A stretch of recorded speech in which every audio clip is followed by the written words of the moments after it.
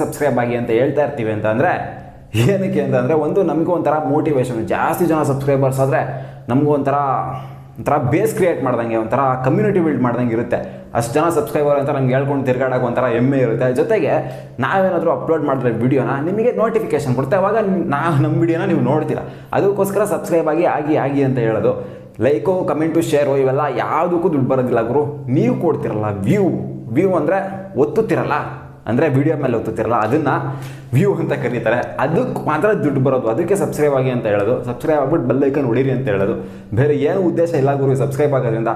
ಹೊಡಿಬೇಕು ಬೆಲ್ ಐಕನ್ನ, ಹೊಡೆದ್ಬಿಟ್ಟು ಆಮೇಲೆ ವ್ಯೂ ಬರುತ್ತಲ್ಲ, ವಿಡಿಯೋ ಬರುತ್ತಲ್ಲ, ಅದ್ರ ಮೇಲೆ ಒಂದು ವ್ಯೂ ಕೊಡಬೇಕು. ಆ ವ್ಯೂ ಕೊಡ್ತಿರಲ್ಲ, ಅದರಿಂದನೇ ಗುರು ದುಡ್ಡು ಬರೋದು ನಮಗೆ. ನೀವು ಎಷ್ಟು ಜಾಸ್ತಿ ವ್ಯೂ ಕೊಡ್ತೀರೋ ಅಷ್ಟು ಜಾಸ್ತಿ ದುಡ್ಡು ಬರುತ್ತೆ ನಮಗೆ. ಅಂದರೆ ನೀವು ಏನೊಂದು 1000 ವ್ಯೂ ಬಂದ್ಬಿಡ್ತು ಅಂತ 1,000 ರೂಪಾಯಿ ಕೊಟ್ಬಿಡಲ್ಲ, ಅವ್ರು ತೊಗೊಂಬಂದ್ಬಿಟ್ಟು ನನಗೆ. ಹಂಗೆಲ್ಲ ಆಗಂಗಿದ್ರೆ ಎಲ್ಲ ಯೂಟ್ಯೂಬರ್ಸ್ ಆಗೋಗ್ಬಿಟ್ಟಿರೋರು. ಅಷ್ಟೆಲ್ಲ ಬರೋದಿಲ್ಲ ಗುರು. 1000 ಎಷ್ಟು